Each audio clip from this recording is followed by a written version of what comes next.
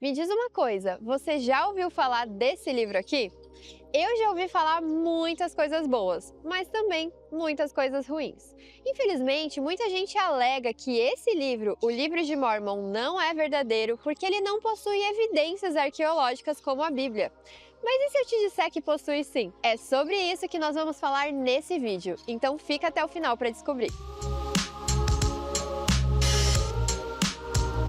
Primeiro de tudo, se você caiu de paraquedas nesse vídeo, deixa eu te explicar primeiro que livro é esse. O Livro de Mórmon é um conjunto de escrituras sagradas escrito aqui no continente americano por povos antigos que viviam aqui nas Américas. Eles registraram as experiências que eles tiveram e principalmente as experiências que eles tiveram com Deus. Posteriormente, esse livro, que antes foi escrito no egípcio reformado, foi traduzido pelo poder de Deus por Joseph Smith. Ele traduziu primeiro para o inglês e posteriormente para outros idiomas. Se você quer entender um pouquinho mais sobre esse livro, clica no card que eu estou deixando aqui em cima para você ser direcionado para um vídeo que eu falo só sobre o Livro de Mórmon. Muitas pessoas dizem que o Livro de Mórmon é a Bíblia dos Mormons, mas deixa eu te falar, isso é totalmente mentira, tá? Nós também acreditamos na Bíblia, a mesma Bíblia que a sua. Nós sempre costumamos dizer que o Livro de Mórmon é a pedra angular da Igreja de Jesus Cristo dos Santos dos Últimos Dias. É a peça que encaixa todas as outras. Se o livro for verdadeiro, então as crenças também são verdadeiras e a Igreja é verdadeira. Mas se o livro for falso, então todo o resto também é falso. É por isso que o Livro de Mórmon é a coisa favorita dos críticos da Igreja.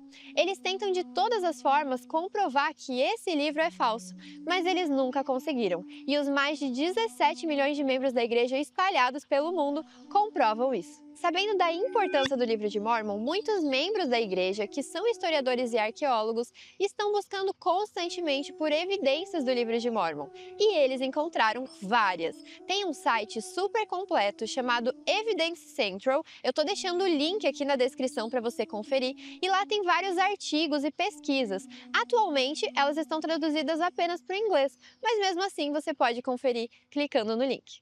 Tão pertinho. Oi, amigo. Oi! Ai, que bonitinho.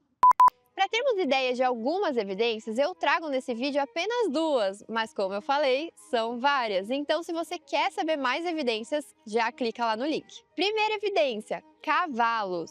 Por muito tempo, os críticos do Livro de Mórmon alegaram que esse livro continha falhas porque ele faz menção a cavalos. E eles dizem que na época que o Livro de Mórmon foi escrito, os cavalos estavam extintos aqui nas Américas e que eles só foram reintroduzidos aqui nas Américas com a chegada de Cristóvão Colombo. Já a pesquisa que saiu no Texas Journal of Science diz o contrário. Uma equipe de estudiosos do México encontraram ossos de cavalos datados da época em que o Livro de Mórmon foi escrito. A ossada dos cavalos foi escavada em uma região chamada Rancho Carabanchel, perto de Cedral, em São Luís Potosí, no México.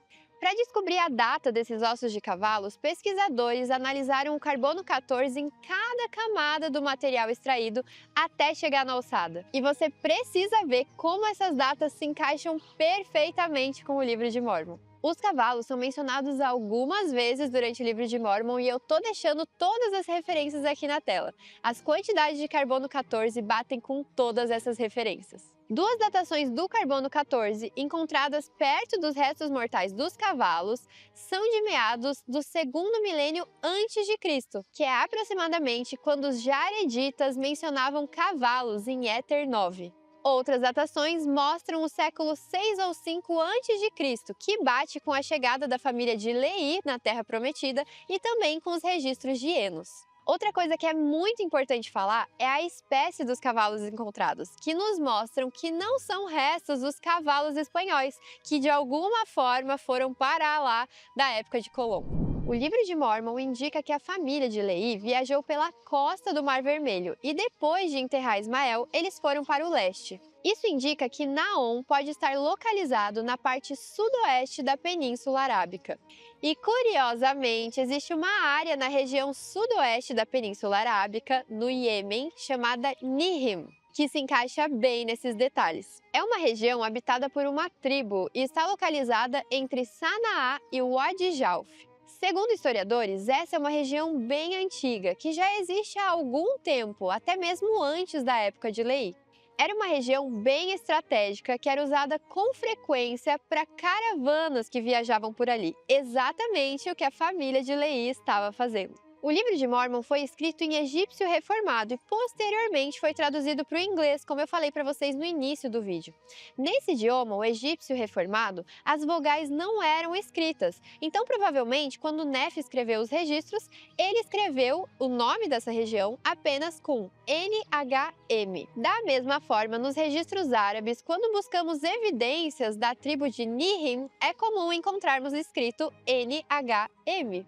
E conseguimos encontrar diversas inscrições como essa daqui, que tem o nome Naon, e isso indica que essa tribo já existe há um tempão. Outro fato interessante é que Naon, ou Nihim, tem um dos maiores cemitérios da região, e isso indica que era muito fácil para os viajantes enterrarem os seus mortos naquela região enquanto eles viajavam. E se juntarmos todas essas pecinhas, o nome, a localização, a data aproximada, podemos concluir que o registro de Nefe está de acordo com a história daquela região sul da Península Arábica. E essas são apenas duas das quase 500 evidências que nós encontramos sobre o livro de Mórmon lá na Evidence Central. E mesmo depois de todas essas evidências, você ainda pode achar que esse livro aqui não é verdadeiro. Porque a verdade mesmo é que Deus, ele não trabalha com provas, ele trabalha com a nossa fé. Nós só podemos receber um real testemunho desse livro aqui por meio do Espírito Santo, embora as evidências possam ser úteis.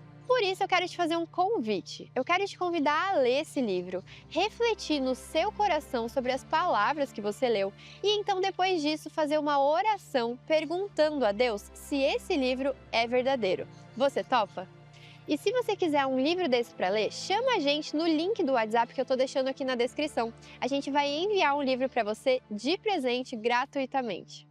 Ah, Carol, mas eu já li o livro e não recebi nenhuma resposta. Se você quer saber por que às vezes a gente faz uma oração sobre o livro de Mórmon e não recebe nenhuma resposta, clica nesse card que eu tô deixando aqui do lado que vai te redirecionar para um vídeo que eu falo sobre isso. Eu recebi uma resposta pessoal desse livro e isso vem abençoando a minha vida diariamente. É Ele quem vai te responder. Não sou eu, nem sua mãe, nem seu marido, nem seu amigo, nem seu pastor, nem ninguém. Somente Deus pode nos dar um testemunho sobre o livro de Mórmon. Por isso eu quero te fazer esse convite de abrir o seu coração para perguntar a Ele. E eu te prometo que se você fizer isso com um coração aberto e sincero de saber a resposta, Deus vai te responder. A maior e melhor evidência que eu já recebi sobre esse livro foi a resposta que Deus deu no meu coração. Eu espero que você tenha gostado desse vídeo e que ele tenha sido útil para você. E se você gostou, não se esquece de curtir e de se inscrever no nosso canal. Agora me conta aqui nos comentários se você já ouviu falar de outra evidência do livro de Mórmon. Eu quero muito saber. Eu vou ficando por aqui e até o próximo vídeo. Tchau, pessoal!